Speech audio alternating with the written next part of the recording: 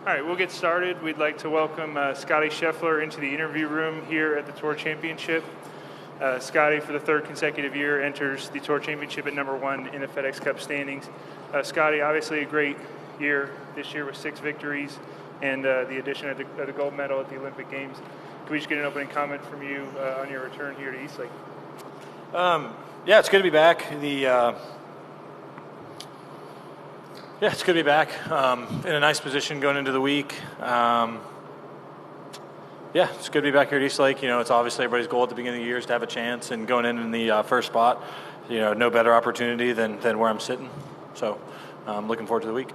All right, we'll take some questions out here. If you have a question, we'll get a microphone to you. We'll start with Mark in the front. Scottie, what are your thoughts on the renovation? What do you like about it? Maybe not. It's definitely interesting. I mean, it's a basically new golf course from what it was before. It's not really at all the same. The greens, since they're new, are extremely firm, which I think makes it more challenging. It'll be tough to access some of the hole locations, and I think that we'll have a bit to learn in terms of golf course setup. But overall, we'll see how it plays. It's so new right now that it's really hard to tell exactly how. All I know is it's a way different. Other questions? Scott? Do some of the new grasses and the fact that it is a completely different sort of test now benefit you a little bit over what it's been in the past? Yeah, well, I mean, especially golf course I always really liked. I felt like I hadn't played my best golf here, and so coming here this year, seeing a fresh golf course that I think is going to be really challenging, I think will suit me pretty well out there. Steve, all the way to the right. Yeah, Scottie, having left here the last 2 years in the same position without winning it, what were your emotions and feelings at the ends of otherwise very successful seasons, and what might you do differently now to flip the switch? Hopefully just make a few more birdies. More birdies and bogeys typically helps, low scores. As far as the tournament goes, treating it like every other event, not focusing on the starting strokes or anything like that, just going out there and trying to execute and do my best, and not really thinking too much about the results. Got one in the back there. Hey, Scottie. Andrew Green obviously revamped Oak Hill PGA Championship last year. Do you see any similarities to Oak Hill from a year ago as to what you've seen already out there on the course? Yeah, I think with the contours of the greens and the way he shapes the greens, a little bit more boxy, and definitely the way he shapes some of the bunkers around the greens too, you can definitely see a lot of the similarities. Like, I felt like I could have looked at the yardage book from this golf course and known exactly who did the redo. Rex? What was the most surprising? Anything just stand out to you as far as the golf course goes when you saw it for the first time?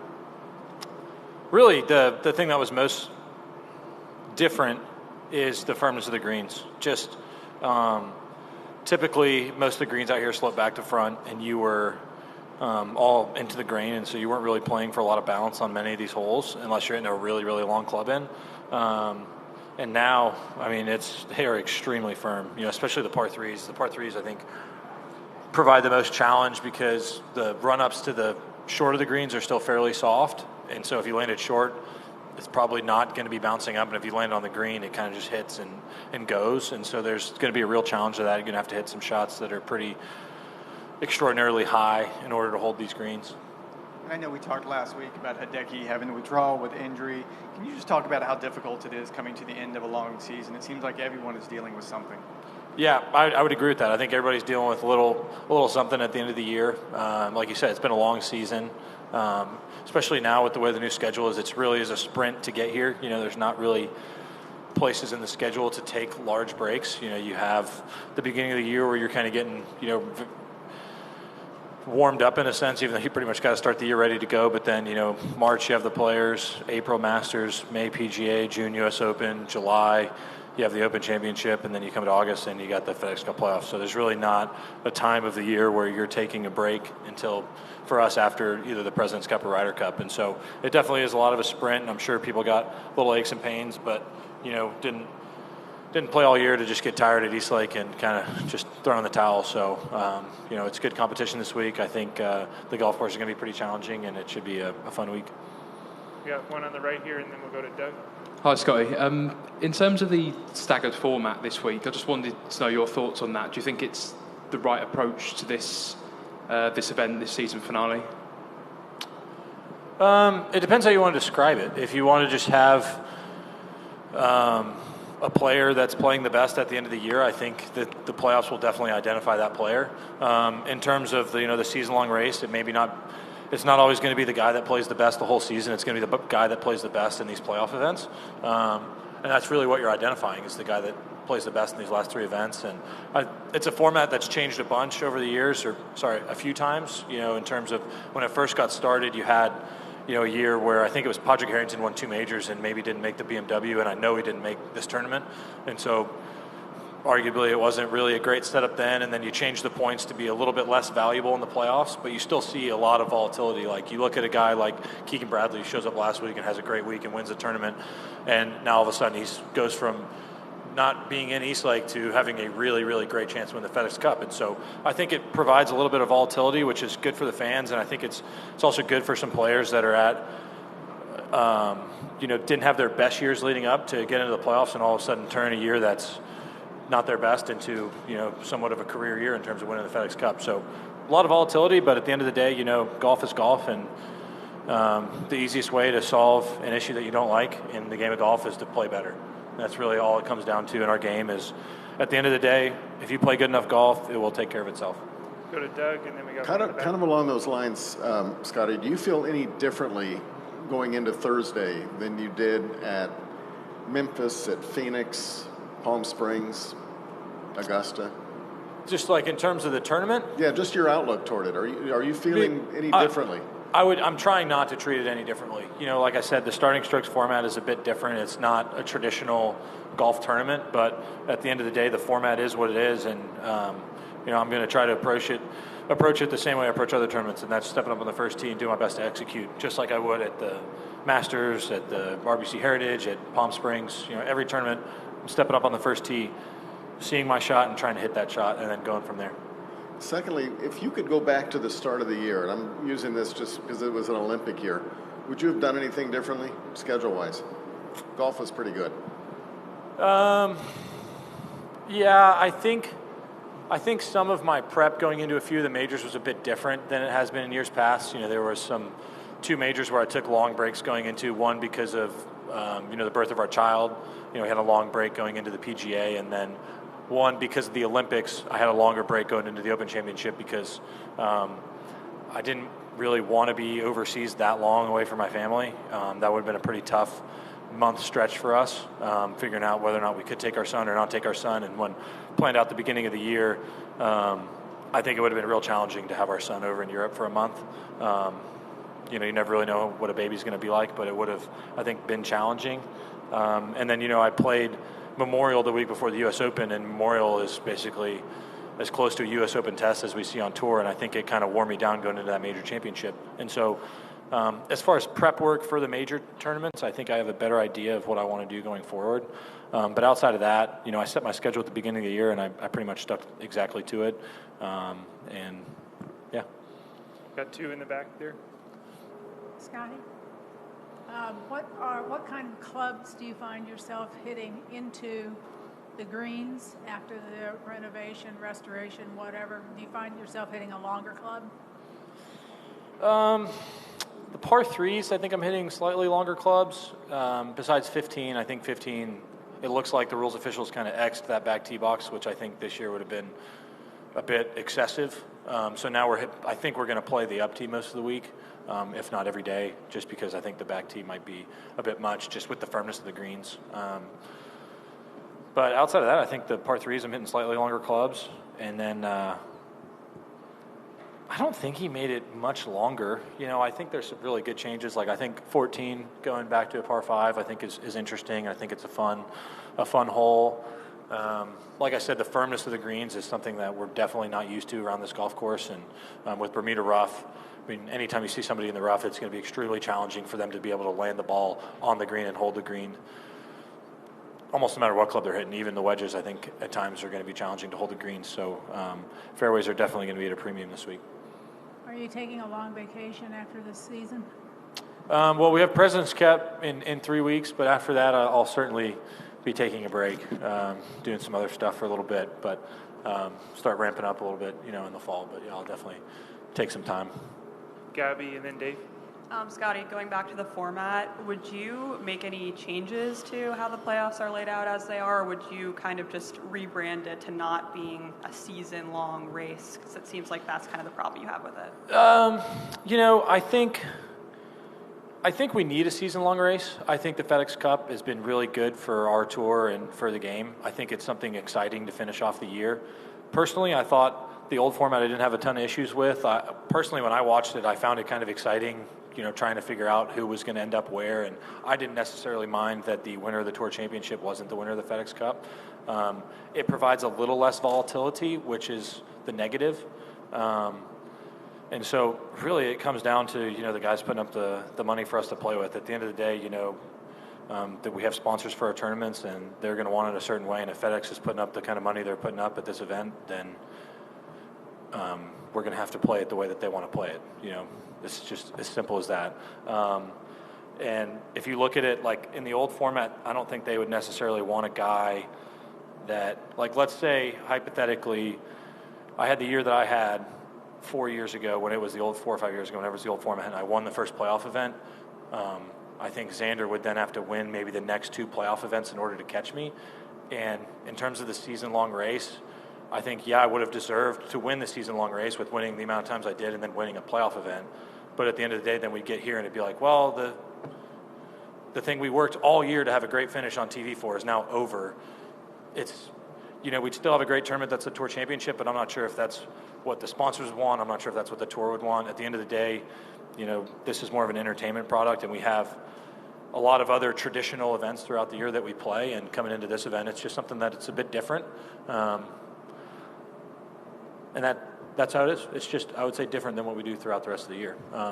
But at the end of the day, like I said, it's fun, it's exciting. Like, I would use Keegan Bradley as a great example of what the playoffs is, where you can have somebody who has had not their best year, and then all of a sudden he turns it into what could be his best year, one of his best years on tour, with win a playoff event. He has a great week this week, he has a chance to win the FedEx Cup. And then on the negative side of it, you got a guy like a Will Zalatoris a couple years ago who wins the first playoff event, puts himself in it, gets injured at East Lake, and all of a sudden he's 30th in the FedEx Cup. And that's kind of the good and the bad of the format, but at the end of the day, it is what it is. Dave and then Alex. Is there a small part of you that almost wished you were second instead of first for the third year in a row? Or do you just not want to go up to 2 shots just to see a different perspective to the... Absolutely not. Okay. Absolutely not. I want every stroke that I can get this week. I've experienced it on the other side, and I would much rather start a tournament with a lead than start it behind. I think that's I as kind of simple as figured that. But just checking. Because of the format, and maybe building on what Doug asked a little bit, does the first round of this event take on more importance than any other on a regular tour? Because guys are coming out, and they know they got to chase you, and they're going to be aggressive, and does it sort of, I guess, set up the week a little differently? Well, it definitely sets up the week a little bit differently, just because there's only one tournament I'm going to play my entire professional career where there's a starting strokes format. We're not going to do this at any other tournament besides this one. And so in terms of that, it's different than any other tournament we play. But at the end of the day, I want to be leading the golf tournament. It's funny. I feel like a lot of times, like, you get asked a tournament at the halfway point, like at a major when the cut happens. And like it happened at the Olympics, and some people were asking, like, well, do you like the position that you're in, kind of being a chaser? I was like, no, I want to be winning. And so, this is the best opportunity that I'll have in my career probably to win a golf tournament. I'm starting 2 strokes ahead of second place. It's a pretty cool place to be, really. Alex and then Bob. It looked like you were toying with playing down or up the 10th hole on 18. Is that a strategy we might see from you or other players this week? Yeah. The way they reshaped the fairway there, the fairway crowns like this, and it's a very difficult fairway to hit, and if your ball goes into the right rough and you don't get a good lie, you have to chip it 10 yards down the fairway because there's nowhere really to lay up. Before, there used to be some opportunity there where now there's not. you're now hitting it across the lake. And if you hit it into the left rough, basically, like, I'll describe it this way. If you hit it into the right rough, you're now hitting it over a pond to a fairway that's pretty narrow. And if you hit in the left rough, you probably can't hold the green from there. And if you don't get it to the fairway, you're going to be in the water. And so it seems like a safer play to take all that out of play, hit it down 10, and the green's going to be pretty extraordinarily hard to hold. Anyways, with it being a downslope and hitting a long club in there, it's more just you're playing for birdie. There's less opportunity, I think, for eagle than there was before. You got 3 bunkers in front of the green now, and with how firm the greens are, you can't. I saw Rory hold 18 green today, but he landed in the fringe over the bunker, and that's the fringe is soft, the greens are firm, and so it's very challenging to hold the green in 2. And if you don't hit the 18th fairway, you're in a heap of trouble. And so that's something that I'm still going to toy around with tomorrow, but I think it is likely that you'll see some guys hitting it down the 10th just because it's a safer play. Bob, and then Sean. When you do take some time off, do you actually put the clubs away completely, or do you play leisure golf at all? And is leisure golf really leisure golf for you? Can you just enjoy it and not worry about the outcome? I would say that's a bit of a battle, but I do love social golf. So if I'm going to take a month off, if we're not on vacation, I'm probably still going to play once or twice a week with my buddies because it's just a heck of a lot of fun. I love being at home, and I love cutting up. And if I'm not really in peak shape, I'm sure my buddies are going to be calling me more often to play than when it's during the year and I'm playing really good, because they would arguably have a better chance to beat me when I haven't really been practicing. And so, yeah, I'll probably play a little bit just to stay in shape and enjoy more of the game than where during the season I really am. Like, you do kind of flip a switch, and like when I'm practicing, I'm really very focused on what I'm doing. And when we're going out, like if I go out after the President's Cup and play golf with my buddies, I'm just going to be having fun, cutting it up, and I can do a pretty decent job of just going out there and having a good time. Is there anything interesting that you do to make it equitable with your friends when you play with them, whether it might be having to play your worst ball or something? No, most of it's just strokes. Yeah. Just like the handicap system. And I think that's one of the great parts about our game is, I can go out there with whoever it is, and we can come up with some sort of a fair match just based on the handicap system. So what are you giving, typically? Depends on the game. But at home, I'm typically playing to a +7. I used to be a +5. They moved me to a +7. And so now we got guys in the group that are getting like 2 strokes a hole. And I typically still will win more often than not, I feel like. But it's just fun. Like, it's just entertaining. You don't know, like if you're going out there with a 12, 13 handicap, you don't know what the heck's going to happen. And for playing Wolf, there's a lot of volatility there, and it's fun. So you might even be playing with guys who are not even single-digit handicap guys, or? Yeah. If I'm at home, pretty much either Friday or Saturday, I'm playing with somebody I'm giving 20 strokes. I think we're up to 20 strokes now. We'll go to Sean, and he takes them all. Sean, and then we got one over there from Dan. Congrats on lowering your handicap. Thanks. I wasn't happy about it, but I think if we kept my handicap throughout the year, it's tough. It's a tough thing to figure out. Have you and Xander run out of things to talk about yet? No. Me and Kaiser have run out of things to talk about. I'm just kidding. Is there anything, spending that much time with Xander, that's different that you've learned about him or appreciated about his game? Well, one of the things I appreciate about him as a person in terms of his golf is how hard of a worker he is. That's one of the things I admire about him, and those are the types of guys you love seeing have success because, after I win the Masters this year, he's one of the first people when you see him in the training room the next week, big old hug, smile on his face, and it's genuine. He's not just sitting there saying congratulations. So he's genuinely happy for me to be able to accomplish something that I've dreamed of accomplishing. And so when I see Xander winning a golf tournament and winning multiple majors in 1 year, I just look at him as a person that has really earned that. He put in the work, he's made the right sacrifices, and he's earned those wins and played good at the right time. And so, I'm typically not one of the guys that's there after the tournament. Once the tournament ends, I usually leave. But like this year after the Open, I wanted to make it a point to stay inside scoring and congratulate him when he got in, just because, first of all, he's a great guy. And second of all, I was really happy for him to be able to accomplish what he's accomplishing. And I think sometimes I get a touch frustrated with the questions people ask is like, well, whose year would you rather have? Would you rather have Xander's year or Scottie's year? And it's like, can't we just enjoy some great golf that's been played this year? You know, you had a guy win multiple major championships, and you had a season like mine where I was able to win a good amount of times. And I think it's one of those things where we should just sit back and enjoy it. And, you know, I'm just grateful for the year that I've had. I'm grateful for Xander's year, and I'm looking forward to competing for the FedEx Cup with 28 other guys. And I think it's something that we should just enjoy instead of, you know, focusing on the comparisons all the time. Go one all the way to the right with Dan, and then we'll finish up. So whose year would you rather? No, I'm just kidding. If the tour came to you, you said that with the sponsors. Should I answer this question, guys, or should I? You said you'll play wherever how the sponsors want it. If the sponsors or Strategic Sports Group or whoever it was came in and they wanted to completely change things up and make it, you know, a match play event or under the lights, like how open do you think that tour players would be to sort of deviating from 72-hole stroke play? Obviously not every week, but you know, in something like if they made the playoffs and they just went way outside the box. Well, you know, it's a really in-depth conversation, and like at the end of the day, in terms of sponsors, like I would play a lot of the tournaments I play throughout the year if the purses were significantly less. I would pick and choose a bit more, but like if it's the Masters, I'm going to play the Masters. I want a chance to win a major championship. I do not care what you pay me for winning the Masters. I really don't. But at the end of the day, I think in terms of a lot of those tournaments, you just want to get paid what you think would be fair. And then in terms of what a sponsor wants, if you got FedEx is putting up the kind of money they're putting up for this event, people are going to show up to play. It's a business at the end of the day. You know, it's part of the game.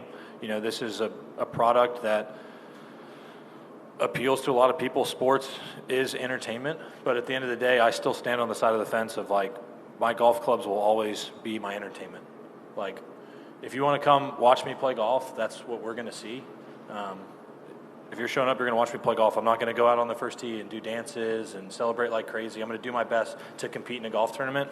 And wherever the best players are competing, I'm showing up to those tournaments because I love the competition. That's really what I enjoy the most. And as far as the format goes,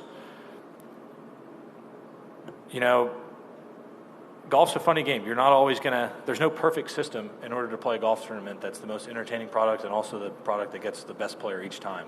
And a lot of times in golf, the guy that plays the best may not even win that week. You know, in terms of little bounces, it's a fickle game. It's a challenging sport. And I mean, I'm open to suggestions. I do still think that 72 holes of stroke play is the best format for a golf tournament. But if a sponsor wants to come in and change it up a little bit, I love competing, and I want to win when we go home and play Wolf for 4 hours, and I'm giving 20 strokes to a guy. I do not want to be giving him money at the end of the day, whether it's $5 or $500. I do not want to take out my wallet and hand him money at the end of the day. That's just not in my blood. I want to win, whether we're playing ping pong or whatever it is. And so whatever the format, I'm going to show up and try and do my best. That's really all it is. We'll finish up with Doug. Just curious, you talk about the regular season. You did win the regular season title. Did you celebrate your Comcast Business Top 10 victory? No, but I enjoyed it. You know, I think that was a cool thing that the tour did and that Comcast did. No one talks about it. I mean, how amazing is it that you can play for the whole year and they're going to reward guys? You know, we make a great living out here playing golf, and they're going to reward us on top of that for having a great regular season. Pretty awesome. But I mean, hardly anyone talks about it. Can they be doing something different to highlight what a guy did in the regular season before going into this part? Well, you know, then you get into the discussion about other sports. It's like, I mean, the Cowboys have had great regular seasons the last few years, and have left me heartbroken in the playoffs, you know what I mean? But golf's a different sport, and there's so many different voices and ways that you can do it. I'm not sitting here saying that I have the crystal ball and I know it's best. All I can do is show up and compete, and I can give my input where it's necessary. Sometimes sitting up here, give my input can get blown out of proportion. I think from now on I'll probably do it behind closed doors, and because there is a balance between rewarding season-long excellence and having an opportunity for guys in the playoffs. I mean, I think I can't speak enough about the Keegan Bradley example. It's awesome that he now has put himself in a position where he can truly win the FedEx Cup. Like, it's a cool system in that sense. So it goes a lot more in depth than just identifying the best player for the entire season. And in a lot of other major sports, you know, the best team doesn't always win. Like Golden State Warriors, best regular season ever, and they lose in the finals. It happens. I don't know if the FedEx Cup is the equivalent of our Super Bowl, but, you know, it's financially, I would say yes, but in terms of history in the game, maybe, maybe not. You'll have to ask the players. But at the end of the day, I want to win the golf tournament we're playing, and right now I have a 2-stroke lead, and that's pretty cool. All right, Scottie, as always, thank you very much for your time, and best of luck this week. Thank you, Jack.